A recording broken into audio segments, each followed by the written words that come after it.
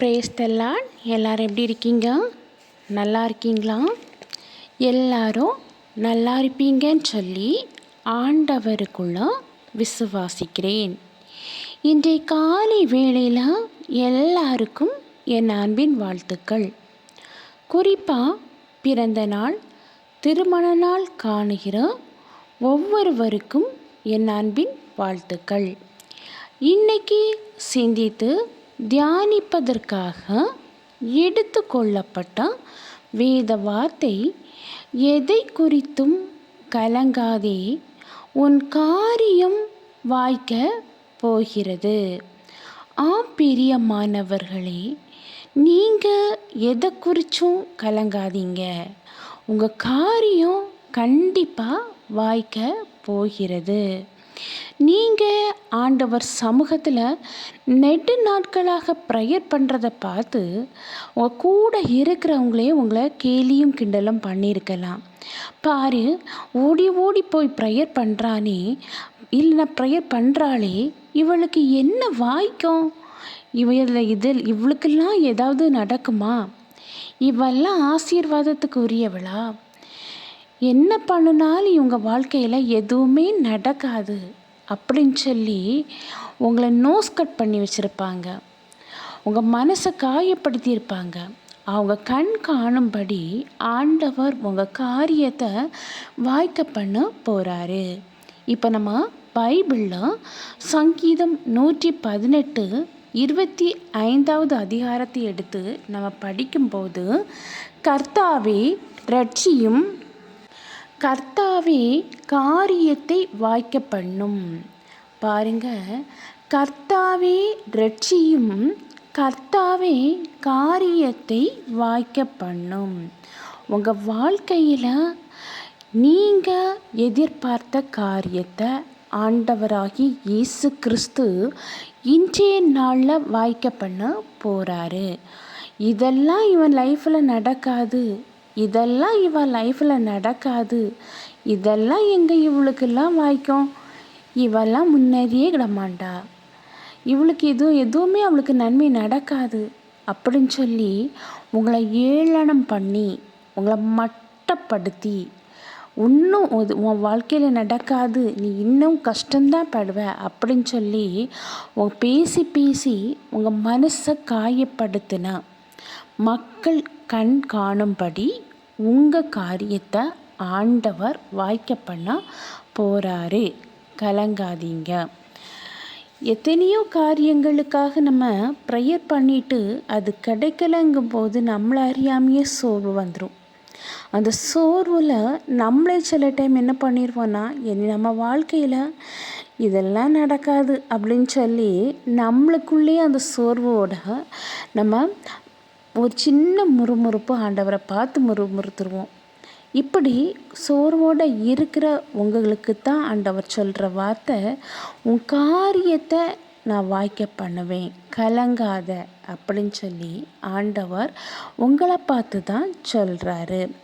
இப்போ நம்ம பைபிளில் யோபு 1:1 2 வசனத்தையும் நம்ம எடுத்து படித்து பார்த்தோன்னா, யோபுவோட ஊட்ஸ் தேசத்தில் அந்த யோபு 7 குமாரனும் 3 குமாரத்தியோட, தன் மனைவியோட, தன் வேலையாட்களோட, மிருகங்கள் அதாவது ஆடு மாடு ஒட்டகம் இதோடு சேர்ந்து நல்ல ஆசீர்வாதமான வாழ்க்கையை அந்த யோபு வாழ்ந்து வந்தார்.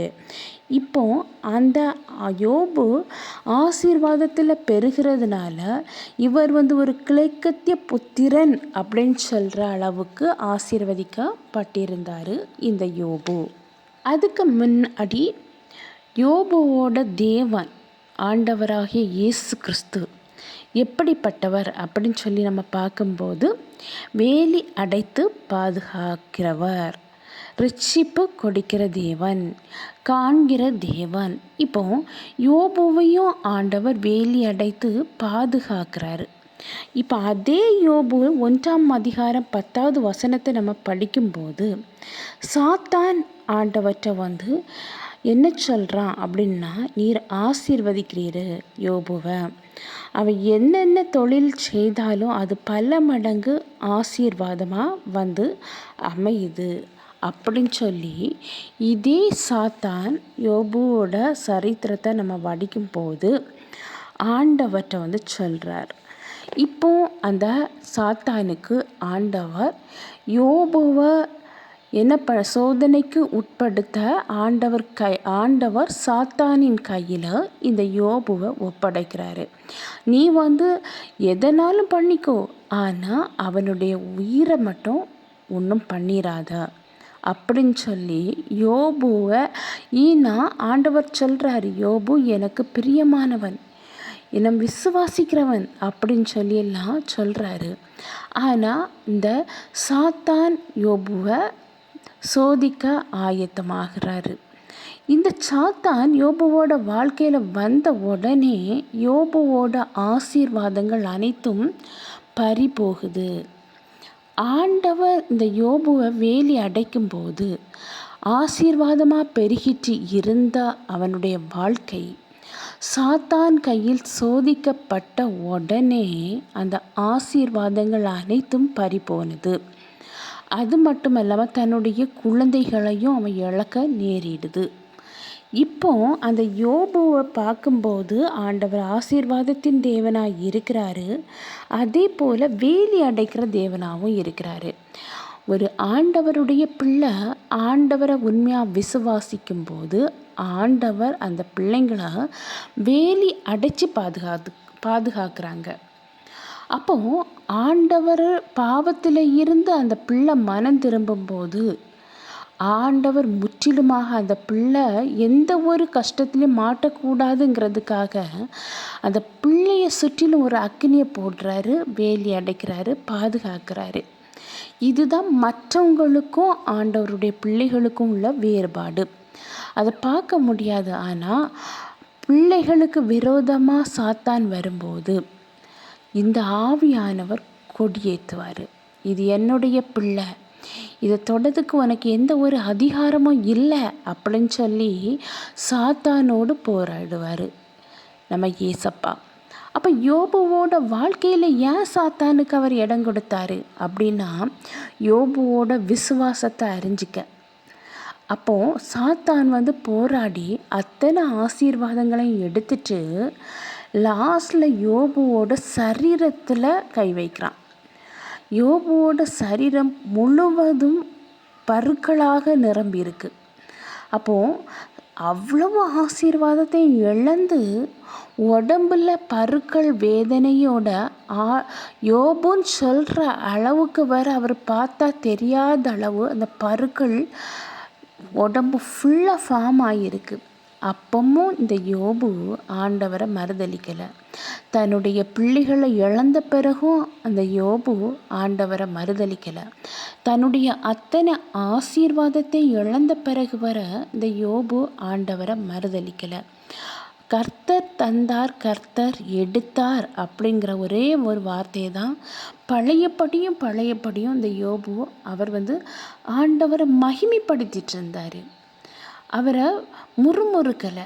எனக்கு இப்படி ஒரு சோதனை வந்துடுச்சு அப்படின்னு சொல்லி எதுக்கு நான் ஆண்டவரை வணங்கினேன்னு சொல்லியும் இந்த யோபு வந்து ஒரு நாள் வர ஆண்டவரை முறுமுறுக்கலை. அதற்கு பதிலாக என்ன சொன்னார்? கர்த்தர் தந்தார், கர்த்தர் எடுத்தார் அப்படின்னு சொல்லி ஒவ்வொரு கஷ்டம் வந்த பிறகு வர சொன்னார். ஆனால் லாஸ்டில் எல்லாத்தையும் இழந்து நிற்கிற அந்த யோபு என்ன பண்ணதுன்னு தெரியாமல் இருக்கிற டைம் வர தன்னுடைய சிநேகிதனுக்காக ஜெபம் பண்ணுறாரு. பாருங்க, அவருடைய மனசை பாருங்க, யோபுவோட மனசை. ஆசீர்வாதமாக வாழ்ந்த மனிதன் அத்தனை ஆசீர்வாதங்களை இழந்து, தன்னுடைய குழந்தைகளை இழந்து, உடம்புல வியாதிப்பட்டு, தன்னுடைய மனைவி வர அந்த யோபுக்கிட்ட முறுமுறுக்க தொடங்குறான். அதையும் சகிச்சிட்டு இருக்கிற யோபு ஒரு கவர ஆண்டவரை, எதுக்குப்பா எனக்கு இந்த வேதி, எதுக்குப்பா இந்த எனக்கு சோதனை அப்படின்னு சொல்லி முறுமுறுக்கவே இல்லை.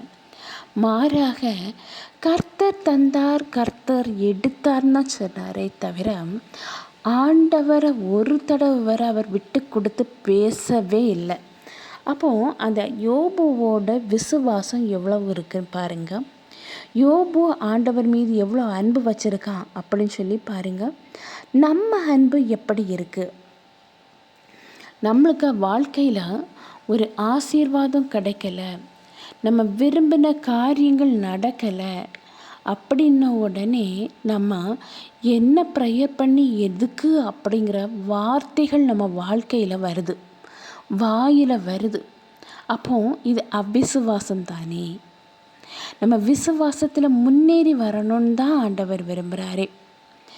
எத்தனை வருஷம் நான் ப்ரேயர் பண்ணேன், என் வாழ்க்கையில் எதுவுமே வாய்க்கலை, இன்னும் வாய்க்குமோ தெரியாது அப்படின்னு சொல்லி ஒரு கொஸ்டினோட சிலவங்க வந்து புலம்புவாங்க.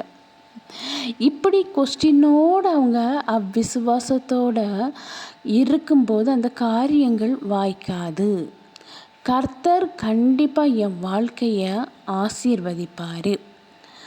அவர் என் கூட இருக்கிறாரு.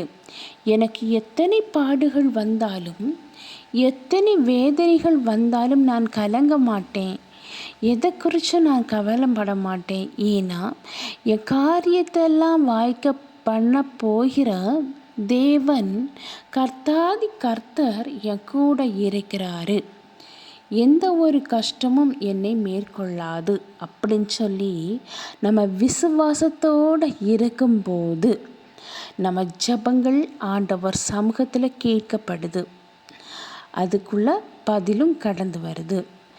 எதை குறித்தாலும் கவலையோடு இருக்கிற உங்களை பார்த்து கலங்காதே, நான் உன் தேவன், நான் உன் கூட தான் இருக்கிறேன், நான் உன்னை ஒருபோதும் கைவிட்டுட்டு போகவே போகலை. உன் ஆசீர்வாதம் அத்தனை இழந்து பண பிரச்சனையில் கஷ்டப்பட்டு கடன் சுமையில் கண்ணீரோடு நீ இந்த வீடியோவை கேட்டுகிட்டே இருக்கிறியா? உன் கூட நான் இருக்கிறேன். உன் கடன் பிரச்சனை உன்னை வந்து மேற்கொள்ளாத அளவு என் கரங்களால் உன்னை தாங்குவேன்னு சொல்கிறாரு. கடன் பாரத்தில், கடன் சுமையில், கடன் வேதனையில் அதிலிருந்து வெளியே வர முடியாதாங்கிற ஒரு ஏக்கத்தோட இந்த வீடியோவை பார்த்துட்டு இருக்கிற உங்களை பார்த்து தாங்க சொல்கிறாரு. பயப்படாதே, கலங்காதே, உன் தேவனான கர்த்தர் நான் உன் கூட தான் இருக்கிறேன், உன் பக்கத்தில் தான் இருக்கிறேன், நான் இமைப்பொழுதும் உன்னை கைவிடுவதில்லை, உன்னை உன் தாயின் கருவில் இருக்கும்போதே தெரிந்து கொண்டேன்னு சொல்கிறாரு. நீ கலங்கின நேரத்தில், கண்ணீர் வடிக்கிற நேரத்தில், எல்லாராலும் கைவிடப்பட்ட நிலைமையில் நான் உன்னோடு இருந்து உன்னை நான் வழி நடத்தி உன்னை நான் ஆசீர்வதித்து உன் பேரை பெருமைப்படுத்துவேன். கலங்கின நேரங்களில் உன்னை நான் கைவிட்டுட்டு போகவே மாட்டேன்னு சொல்கிறார். எத்தனையோ நாட்கள் கலங்கி கண்ணீரோட வேதனையோட போதும் கர்த்தாவே அப்படின்னு சொல்லி மனக்குமுறி நீ அழுத வேளையில் உன் கண்ணீர் என் துருத்தியில் விழுந்ததுன்னு சொல்கிறார். நீங்கள் நினைக்கலாம், நீங்கள் வடிக்கிற கண்ணீர் எங்கே போச்சு, ஆண்டவர் இந்த கண்ணீரை கண்டாரா, இன்னும் என் வாழ்க்கையில் எந்த ஒரு பதிலுமே கர்த்தர் சொல்லலையே, நான் இந்த பாடுகளில் இந்த உபத்திரவங்கள்லேருந்து நான் வெளியே வர மாட்டேனா அப்படின்னு சொல்லி கலங்கி போயிருக்கிறேன். உங்களை பார்த்து தாங்க ஆண்டவர் சொல்கிறாரு. நீங்கள் படுகிற பாடுகள் வேதனைகள் அனைத்தையும் ஆண்டவர் அறிஞ்சிட்டு இருக்கிறாரு. உங்கள் கண்ணீரை துடைக்கிற தேவன் உங்கள் கூட தான் இருக்கிறாரு. அவர் ஒருபோதும் உங்களை கைவிட்டுட்டு போகவே போகலை. நீங்கள் கலங்கி கண்ணீர் வடித்த நேரத்தில் அழாதே திகையாதே அப்படின்னு சொல்லி ஒவ்வொரு நாளும் ஆறுதலின் வார்த்தைகளால் பைபிள் வசனத்தின் மூலம் உங்களுக்கு ஆண்டவர் பதில் தந்தார் அல்லவா? அதே ஆண்டவர் உங்கள் கூட தான் இருக்கிறாரு. நீங்கள் கலங்கின நேரத்தில் நீங்கள் வடிக்கிற கண்ணீர் அவர் துருத்தியில் போய் சேர்ந்துட்டு தான் இருக்குது. நீங்கள் நம்பின மனிதர்கள் கைவிட்ட நேரத்தில் நான் எப்படியப்பா என்னுடைய பாரத்தை சுமப்பேன் அப்படின்னு சொல்லி நம்பிக்கை இழந்த நேரத்தில் உங்கள் வாழ்க்கையில் ஒரு நம்பிக்கை நாயகனாக இருந்து உங்களை வழி நடத்தி காத்து கொண்டு இருக்கிற தேவன் உங்கள் கூட தான் இருக்கிறாரு. ஒருபோதும் உங்களை ஆண்டவர் விட்டு கொடுக்க மாட்டார். ஏன்னா அவர் விட்டு கொடுக்கிற தேவன் அல்லவே அல்ல. பாடுகளாக இருந்தாலும், வேதனையோடு இருந்தாலும், அவமானத்தோடு இருந்தாலும் நீ எனக்கு தேவையில்லை அப்படின்னு சொல்லி உதறி தள்ளிக்கிட்டு போகிற மனிதன் அல்ல அவர். அவர் பரிசுத்த தேவன். பரிசுத்த தேவன், பாவியை நேசிக்கிற ஆண்டவர். நீ என்னுடையவன், நீ என்னுடையவள் அப்படின்னு சொல்லி உங்களை அரவணைச்சி அன்பு தந்து உங்கள் வழியை சுத்தமாக ஆக்கி உங்கள் வழியில் ஒரு ஆசீர்வாதத்தை கட்டளையிட்டு உங்கள் கைவிடப்பட்ட நிலைமையில் இருக்கிற உங்களை தேற்றி உங்களுக்கு ஒரு ஆதரவையும் ஆசீர்வாதத்தையும் தருகிற தேவன் நம்முடைய ஆண்டவராகிய இயேசு கிறிஸ்து. உன்னுடைய நினைவுகளை நான் அறிவேன் சொல்கிறாரு. நம்ம ஆள் மனசில் நினைக்கிற காரியங்களை ஆண்டவர் உடனே அறிஞ்சிருவார்.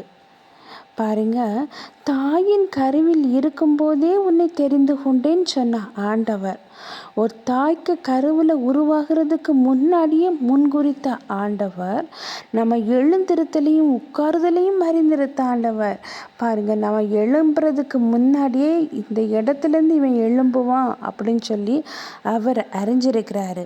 நம்ம தாயின் கருவில் தோன்றுவதற்கு முன்னாடியே இந்த பகன் இந்த மகள் என்னுடையவள், இந்த மகன் என்னுடையவன் அப்படின்னு சொல்லி வேறு பிரித்து வச்சிருக்கிறாரு. அதனால நம்ம ஆண்டவர் உங்கள் வாழ்க்கையில் எந்த கஷ்டம் இருந்தாலும் அதை குறித்து நீங்கள் கலங்காதீங்க. அதை கண்டிப்பாக அவர் மாற்றி போட வல்லவராக இருக்கிறாரு. அதனால தான் ஆண்டவர் சொல்கிறாரு, நீ எது குறித்தும் கலங்காத. எனக்கு இந்த காரியம் வாய்க்கலையே, எனக்கு இந்த காரியம் வாய்க்குமா, இத்தனை வருஷம் எனக்கு திருமணம் நடக்கலையே, இனி திருமணம் நடக்குமா, இத்தனை வருஷம் என் கற்பத்தின் கனி ஆசீர்வதிக்கப்படலையே, இந்த வருஷமாவது என் கற்பத்தின் கனி ஆசீர்வதிக்கப்படுமா, எத்தனையோ கடன் சுமையில் நான் கஷ்டப்பட்டுட்ருக்கிறேனே, என் கடன் பாரத்துலேருந்து ஒரு விடுதலை கிடைக்காதா, வீடு இல்லாமல் எத்தனை ஆண்டுகள் நான் கஷ்டப்பட்டுட்ருக்கிறேனே, வீட்டுக்காக வருஷக்கணக்காக நான் ஜெபிச்சிட்ருக்கேனே, எனக்கு ஒரு நல்ல வீடு கிடைக்காதா அப்படின்னு சொல்லி நீங்கள் ஏதோ ஒரு காரியத்துக்காக காத்திருந்திருப்பீங்கள்ல, அந்த காரியத்தை ஆண்டவர் இன்னைக்கு வாய்க்க பண்ண போகிறாரு. கலங்காதீங்க, எதை குறித்தும் கலங்காதீங்க. உங்கள் கலக்கங்களை அனைத்தையும் மாற்ற அவரால் முடியும். ஒரு சின்ன ப்ரேயர் பண்ணலாமா? அன்பின் பரலோக தந்தையே, அப்பா, இந்த அருமையான வேலைக்காக நன்றி ஆண்டவரே. எத்தனை பேருக்கோ கிடைக்காத நல்ல ஒரு தருணத்தை எங்களுக்கு தந்தீங்கப்பா, அதற்காக நன்றி ஆண்டவரே. இப்பொழுதும் ஆண்டவரே, என்னோடு கூட சேர்ந்து ஜெபிக்கிற ஒவ்வொரு பிள்ளைகளையும் அப்பா நீங்கள் கண்ணோக்கி பார்க்க வேண்டும் என்று ஜெபிக்கிறேன் ராஜா. அவங்க வாழ்க்கையில் எத்தனையோ போராட்டங்கள், எத்தனையோ எதிர்பார்ப்புகள் எல்லாம் அப்பா நிறைவேறாத பட்சத்தில் அப்பா நான் இன்னும் எத்தனை வருடங்கள் நான் காத்துட்டு இருக்கிறது, என் போராட்டத்திலேருந்து எனக்கு விடுதலை கிடைக்காதா அப்படின்னு சொல்லி கவலையோடு நீங்கள் ப்ரேயர் பண்ணிகிட்ருக்கிற அந்த காரியத்தையும் ஆண்டவர் கண்டு இன்றைய நாளில் அப்பா நீங்கள் கிருபை பாராட்ட போவதற்காக நன்றி அப்பா. அவங்க வாழ்க்கையில் இருக்கிற அந்த தடை கற்களை மாற்றி போட போவதற்காக நன்றி ஆண்டவரே. அற்புதத்தின் தேவனே, அதிசயமானவரே அப்பா, அவங்க வாழ்க்கையில் தடைப்பட்டு இருக்கிற காரியங்கள் வாய்க்காதா அப்படின்னு சொல்லி எதிர்பார்த்துட்டு இருந்து கலங்கி போய் இருக்கிற அந்த காரியத்தை அப்பா நீங்கள் வாய்க்க பண்ண போக வேண்டும் என்று ஜெபிக்கிறேன்ப்பா. வாய்க்க பண்ண வேண்டும் என்று ஜெபிக்கிறேன்ப்பா. நீங்கள் அவங்க வாழ்க்கையில் எதிர்பார்த்த காரியத்தில் ஒரு அற்புதத்தை செய்ய போவதற்காக நன்றி அப்பா. அதிசயம் அவங்க வாழ்க்கையில் நீங்கள் நடப்பிக்க போவதற்காக நன்றி ஆண்டவரே. அவர் கண்ணீர்களை துடைப்பதற்காக நன்றி. அற்புதமும் அடையாளமும் செய்வதற்காக நன்றி. ஒவ்வொருவருடைய வாழ்க்கையிலும் ஆண்டவரே ஒரு புத்துணர்ச்சியாக நீங்கள் செயல்படுவதற்காக நன்றி. அவங்க வாழ்க்கையில் அவரோடு கூட இருப்பதற்காக நன்றி. ஒவ்வொருவரையும் தாழ்த்தி அப்பா உம்முடைய கரத்தில் ஒப்படைக்கிறேன். அவங்க ஜெபத்தை நீங்கள் கேட்பதற்காக நன்றி அப்பா. மீட்பர் இயேசுவின் மூலம் ஜெபங்கேளும் அன்பு நிறைந்த பரம தந்தையே, ஆமேன் ஆமேன். கர்த்தர் உங்கள் ஜெபத்தை கேட்டிருக்கிறாரு. உங்கள் வாழ்க்கையில் ஆண்டவர் எதிர்பார்த்த காரியத்தில் கண்டிப்பாக அற்புதத்தை செய்வார். கலங்காதீங்க. கர்த்தர் தாமே இவ்வார்த்தைகளை ஆசீர்வதிப்பாராக. ஆமீன் ஆமீன். ஹல்லேலூயா.